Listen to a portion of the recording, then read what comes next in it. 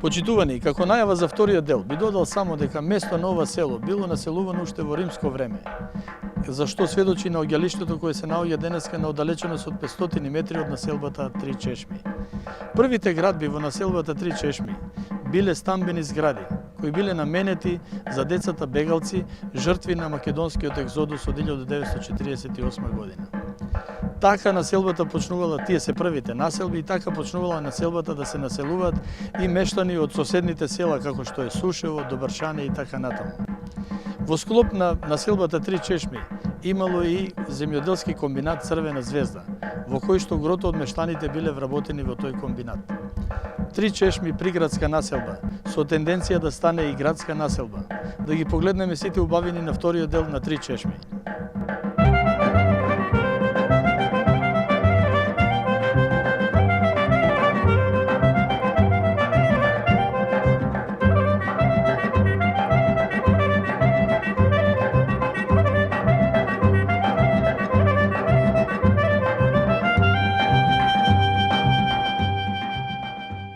Моје село, Зоран Ѓоргиев, Три Чешми. Зоран, добар ден. Добар ден.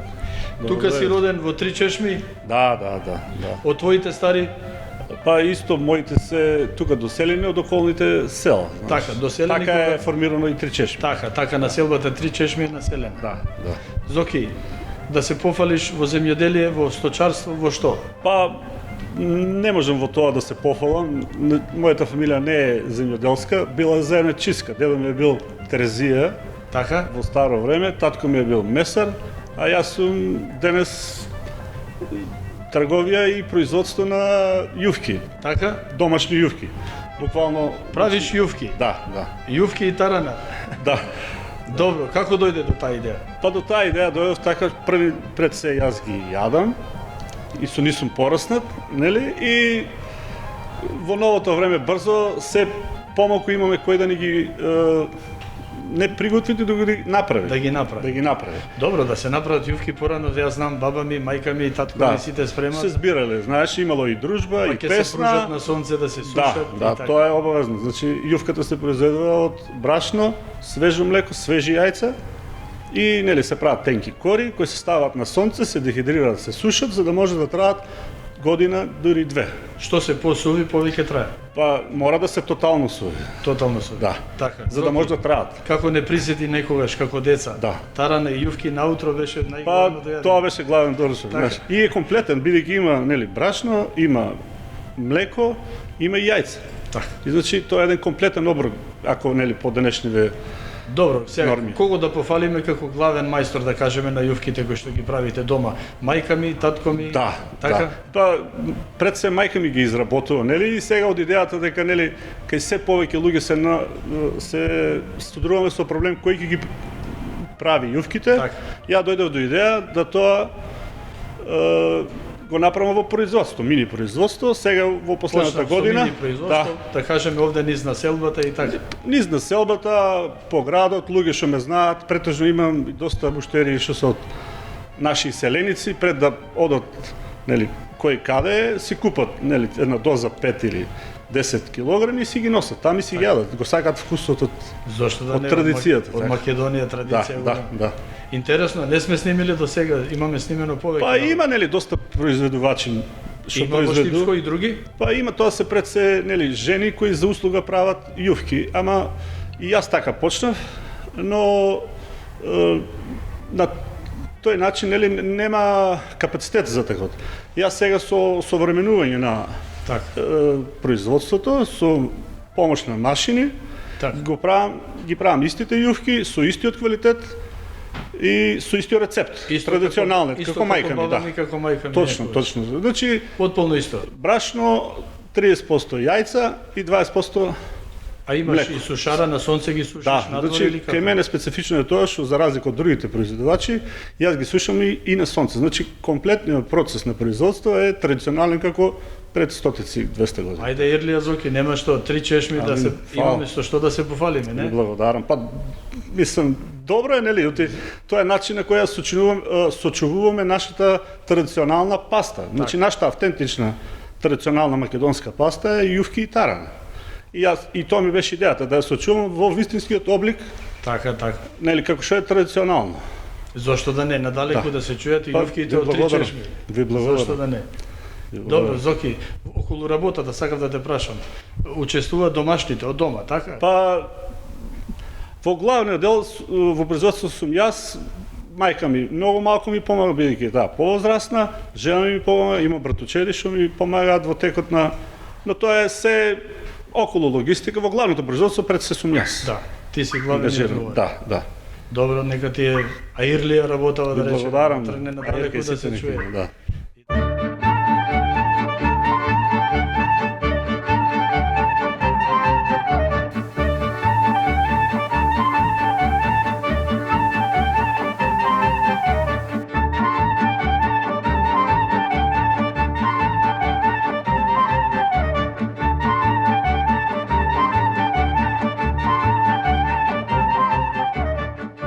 Дејан Поповски, пчелар од населба Три чешми. Дејан, добар ден. Добар ден, добри дојдовте во Три чешми. Ние се наоѓаме сега во пчеларската соба на еден пчелар. Така? Така е. Пошто си ти регистриран пчелар, мора да имаме и пчеларска соба. Така е, тоа важи од пред некоја година, значи секој што има над 50 пчелни семејства, мора да има еден вид на соба кај што ќе се центрифугира медот, кај што ќе се складира, ќе се чува медот. И таа соба треба да е хигиенски чиста, да има топла, ладна вода, да има место кај што ќе се складира медот и најбитно од се е да нема влага. Што би рекол наш народ, домакинска соба. Така е. Ај вака да те прашам, Дејан. Од кога почна, како почна, зошто почна, како дојде идеја да бидеш пчелар? Па, прво, морам да ви кажам, пчеларството е многу благородна работа, занимање. На мене сепак ми е хоби. Јас сум пчелар едно 15 години и заслуга има мојот чичко, починат чичко. Тој беше пчелар и пред 15 години почнав од 2 пчелни семејства и сега имам околу 90 пчелни. И тоа не беше толку добар како сега што си, не? Така почна. Имаше мало познавање за пчелите? Така е. Пчеларството е приказна за себе и морам да кажам секој си пчелар е на свој начин. Значи не постои оригиналност во пчеларењето во смисла дека секој мора да пчеларе на одреден начин. Зависи од местото, зависи од видот на сандаците, зависи од пашата, зависи од се. Значи, постојат одредени правила што се однесуваат до пчеларењето, до медот, до сите останати пчелни производи, меѓутоа секој си пчеларе на свој начин. Сега, јас сум многу учел на почетокот книги, списанија, електронски книги.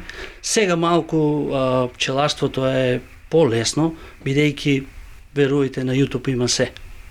И ја препорачувам секој кој што сака и кој што има можност, пред се да не е алергичен и второ да има желба да пчелари, бидејќи пчеларството е не само благородна работа, пчеларството е многу позитивно за нашето здравје. Пчеларството е на голема наука, сепак медот е наука, меѓутоа мене ми е страв, а сакам да ја научам. Има сигурно како мене повеќе на кои што го сакаат медот и пчеларството, меѓутоа ми е страв. Не сум алергичен или треба само да се почне? Па треба да се почне, стравот е најнормален, го има кај сите, со самото тоа што почне пчелата да брмчи, да зуи, меѓутоа има одредени правила. Значи, кога се брака во пчелите, како се бракат, тие треба да се смират. Самиот пчелар препознае кога тие се нервозни. Како во сообраќајот, така и во пчеларството. Па, баш така, значи, ја препорачувам, кој може, нека започне да чува. Дејан, колку пчелни семејства имаш? Па имам 90 регистрирани пчелни семејства, тие си имат РБО број, си имат заведени се во Министерството за земјоделство, шумарство, стопанство, со местоположба и со се останато. Кај мене се, морам да кажам, стационирани на едно место, меѓутоа многу пчеларите исто и ги селат пчелите поради паши. Само да кажеме за гледачите на моје село дека не можеме да ги регистрираме пошто патот е многу калив. на такво место се што не можеме да ги Да, регистрираме. да, за жал јас ги чувам пчелите на околу 15 километри од тука, а они се блиско до реката Брегалница, во една добра средина, обкружена средина со дрва, со се што е природно околу нив, тоа што е потребно. Меѓутоа, ја денес искрен да бидам бев на пчелите од Савајле, затоа што сега се прават првите прегледи Така, на пчелите. така.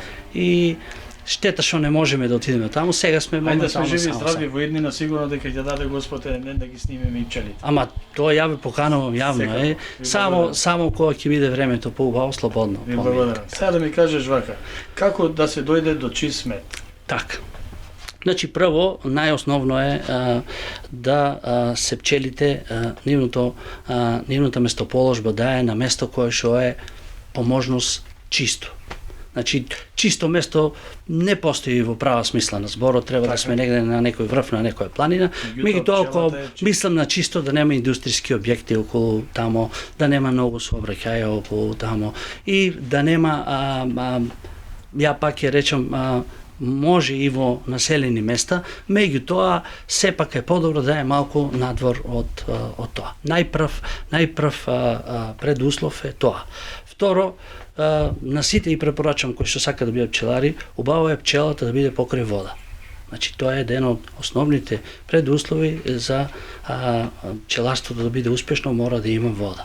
Самата вода овозможува нели и широк диапазон на природни вегетација, убава клима, цвет и се останато тоа, шума и се останато. После другото е самиот карактер кај човекот, кај самиот пчелар. Значи пчелите колку и да кажеме дека пчелите не се некој добиток кој што мора секој ден да се гледа, сепак и они барат внимание. Деки, ти благодарам за оваа докторска дисертација за медот. Не, ја пак ќе кажам, препорачувам сите кои што се интересираат, на мене медот ми е, во пчеларството ми е сепак хоби, меѓутоа имам време за да и покажам, и љубов, да ги научам. љубов. Да. Сега уште едно прашање за мене за прв пат слушнав. Верувам дека и моите гледачи на моје село. Вино од мед.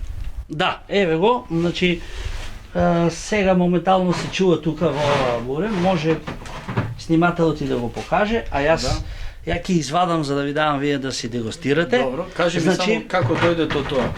А јас покрај пчеларството сум многу голем љубител, имам и нешто лозје, нешто наследено и сум многу голем љубител и на винарството и се сам си произведувам и од ланската година, од поланската година почнав да произведувам и медовино. Значи, како тоа? Ја ќе ви кажам, значи се што може да ферментира во алкохол, значи ќе стане алкохол. Значи, како и сите благи работи, сите овошја, па и некои зеленчуци, така и медот има голема содржина на шеќери, природни шеќери, и тој може да ферментира. Сега, ферментацијата се прави со рецепт и со индустријски квасец. Све што ферментира преоѓа во алкохол. Така, шеќерите со ферментација преоѓаат во алкохол. И медовината не е нешто што јас сам го измислил, тоа е измислено дури и пред обичното вино и обичното пиво, кое што е од пред илјадници години измислено. Медовината е многу добра за пиење и многу здрава. Она се прави од 2/3 вода и 1/3 мед. Значи, тоа е рецептот и индустријски квасец. Према количината, едноставно си преврива, после превривањето се преточува и после тоа се пакува во шишиња. Дејан, ти благодарам за оваа вистина прекрасни дисертации, да кажам, и за медот, и за пчелата, и за... Нема проблем. Ти благодарам. Тука можеме да збориме за пчеларство ше многу, ама сигурно и вие сте кратки со времето. А за крај само да ти го пробаме виното се. Обавезно и медо. Моје село.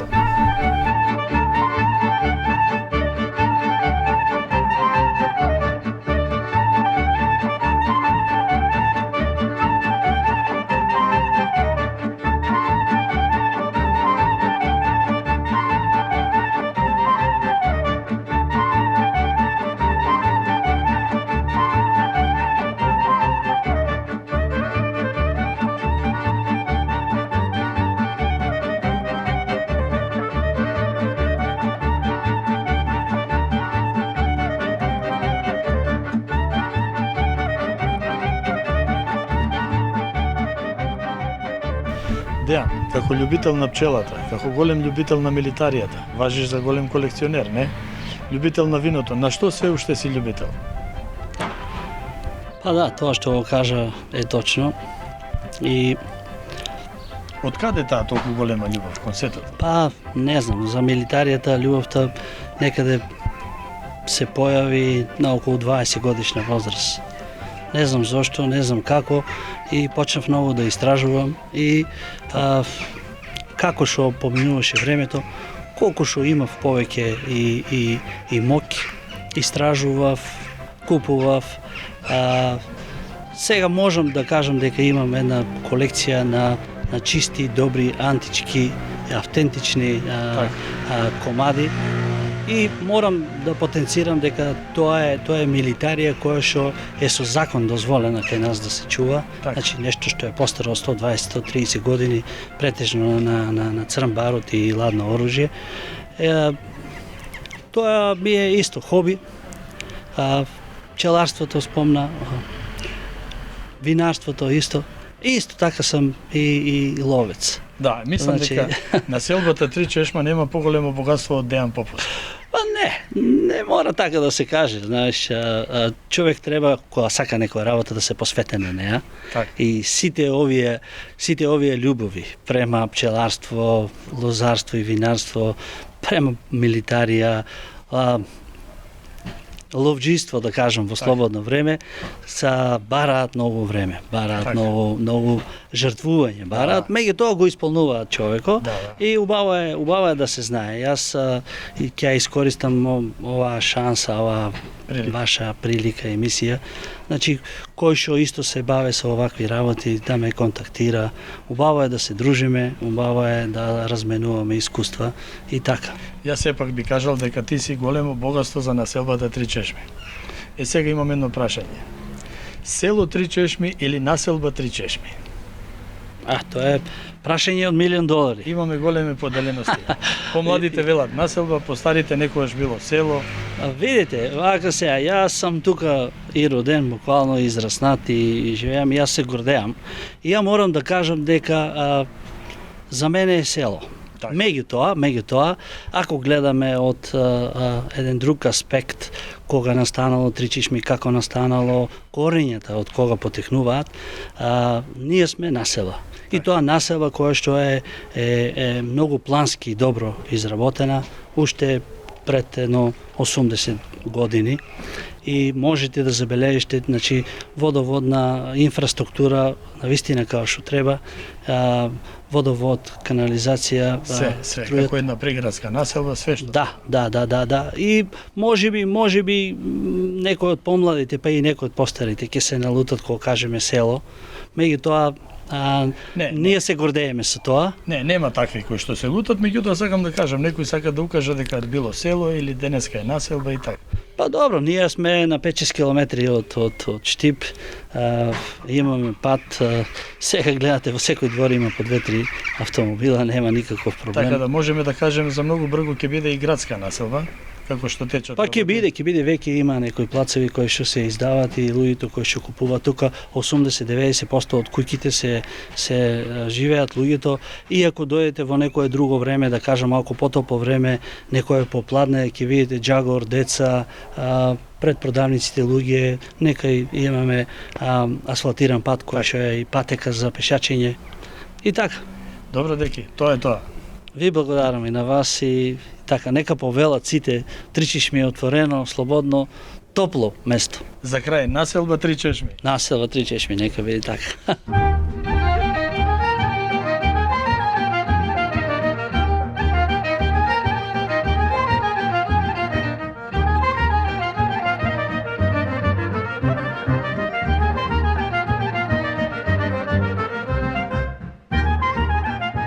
Мое село, Попов Ванчо, населба Три чешми. Ванчо, добар ден. Добар ден.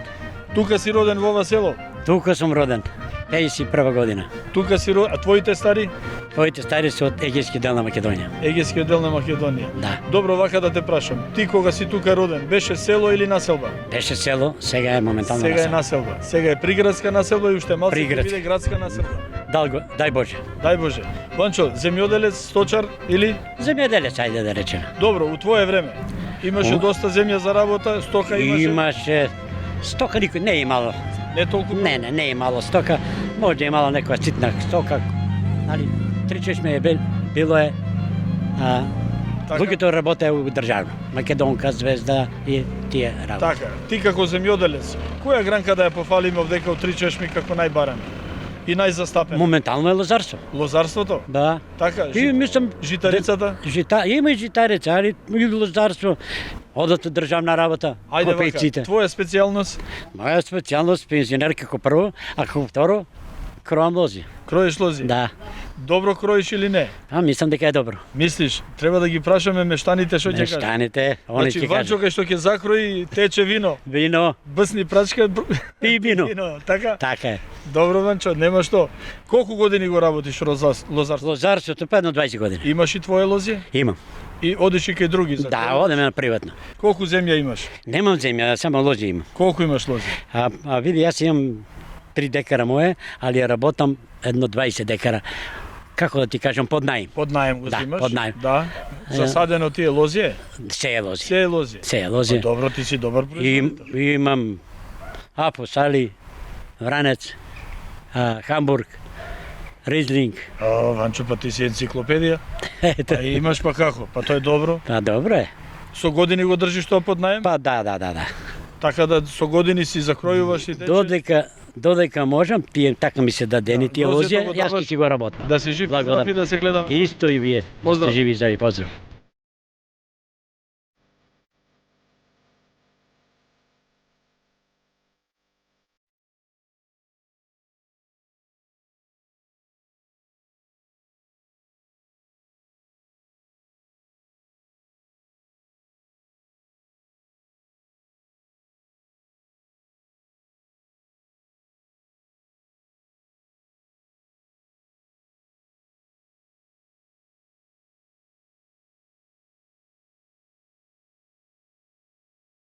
Раде Ивановски, пилот од Штип. Раде, добар ден. Добар ден, добро дошли.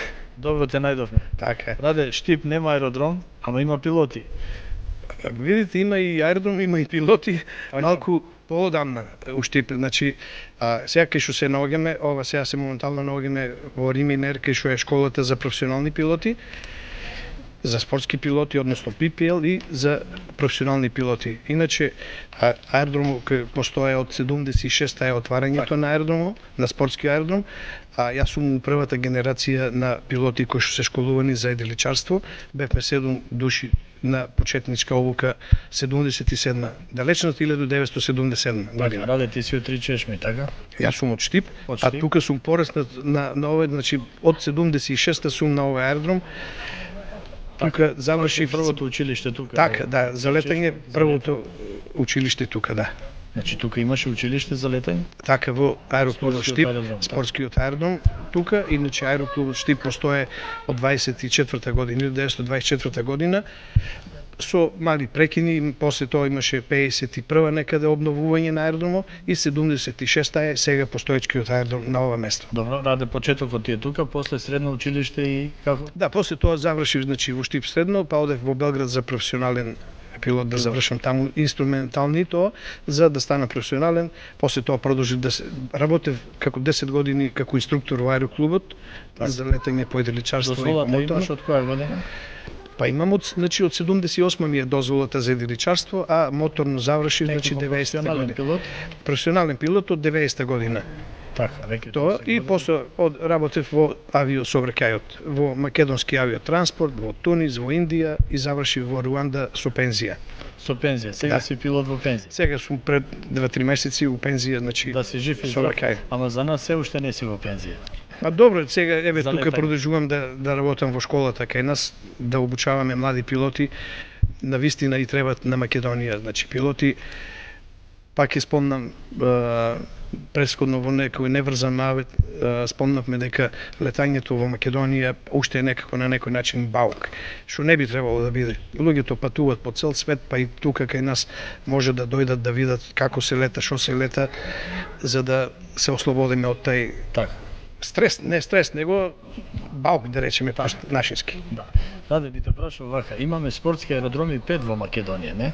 Да. Кочани, Не, имаме во Штип, Куманово, Штип. Штип, Куманово, Скопје, Битола. Прилеп и Битола. Битола. Тоа се спортски аеродроми кои што постојат од поодамна, значи во времето на Југославија. А ова да ни го појасниш малку во која категорија спаѓаат, јас како дете се сеќавам, нели, во Овчеполието имавме авиончиња со кои што се прскаа житариците, нели?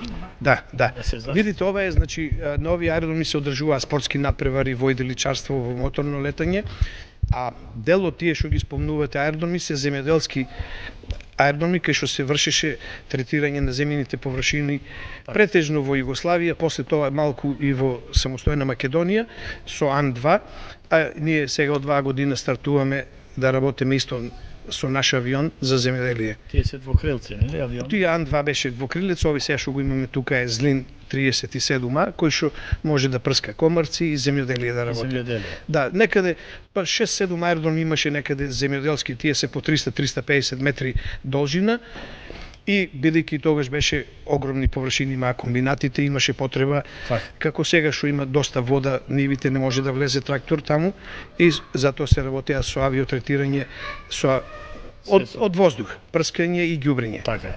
И сега би те замолен малку да не ги презентираш овие авиончиња, пошто за нас е тоа непознато. Па добро, видите, ние сега тука малку не ни е средено ова во објектот бидејќи се зимски услови. Одлично. Иначе имаме доста средства за обука и за почетничка. Значи еве ќе почнеме од еделица Бланик која што е метална, тоа е чешко производство за обука на пилоти на еделици. Ова е од оваа година активирана кај нас Touring Motor Glider се вика ова еделица, моторна еделица за обука исто на пилоти, али не претходно Бланикот го спомнавме, тоа е без мотор, ова е со мотор. Бланикот се влече, еве може во позадина да се види авион, тоа е УТВА 75 југословенско производство, кај што сум ја почнал да летам на тој авион. Со тие авиони леташ? Да, таму заврши, на тој авион заврши в обука, а со тој авион се влече и еделицата таму, со јажици врзани и се врши обука. Во позадина се гледа еден друг авион, сега моментално не е употреба, тоа е француско производство, исто тоа е четворосет, и овој ни е у школата тука, тоа е Cessna 150, исто е двосет, кој што служи за обука. А сега претходно летавме, имаме ученик од Бугарија, ни е дојден тука, летавме со Cessna 172, кој што може да се види надвор, и во позадина се гледа еден жолт авион, тоа е авион за земјоделие кој што планираме да го активираме. Да. Добро, Раде, во Македонија можеме да кажеме дека имаме доста едрелици, така? Да, имаме спортски аеродроми. Со овие 5 спортски аеродроми се заживеа малку тоа, малку порано беше друг принцип поставен на државата за времето на Југославија. Државата инвестираше у авиони и у гориво. Малку тоа Македонија го запостави. Од лани мора да пофалам и Агенцијата за цивилна воздушна пловидба, која што од лани почна да субвенционира обука на пилоти. Значи 50% учествува агенцијата у обуката на пилоти. Мал број е тоа, али за почеток е доволно. Надеваме се дека и оваа година ќе продолжиме со тој тренд. Дедо Раде, што повеќе спортски терени? Значи, имаме доста спортски аеродроми во Македонија и што повеќе пилоти, тоа значи што подобро одиме напред. Така е, да се надеваме дека ќе имаме тие услови да бидат повеќе пилоти во Македонија, повеќе средби и надпревари. Преку надпреварите се ствара и кадарот. Така, дружби. И квалитетот. Средби Не само пилоти. квантитетот и квалитетот. Како што имаше порано во Македонија еделичарски надпревари, во моторно летање, имаше доста добри пилоти, надеваме се дека и желба ни е ваа година да направиме едно 3 до 4 најмалку надпревари во еделичарство. Годишно. Да. Дај Боже да ни се остарат сите. Надевам се дека во соработка со другите клубови од Македонија ќе го направиме тоа. Дај Боже. Надеваме се така. Дедо Раде, сега една голема благодарност до вас, до населбата Три Чешми за ова чест што ни приредивте денеска. Нема проблем, добре дојдени сте секое време. Ајде да наздравиме зарно за убаво, да ни е за многу години денот на помош И дај Боже вака да се гледаме со година. Само заедно некај. Дали може сега да ве прашам нешто? Може. Подрумо да мајче, подрум шета. Подрумо да мајче, подрум шета. Аман. Друм перница мајче, друм постела. Ношти вечер мајче кога легна, ношти вечер мајче кога легна,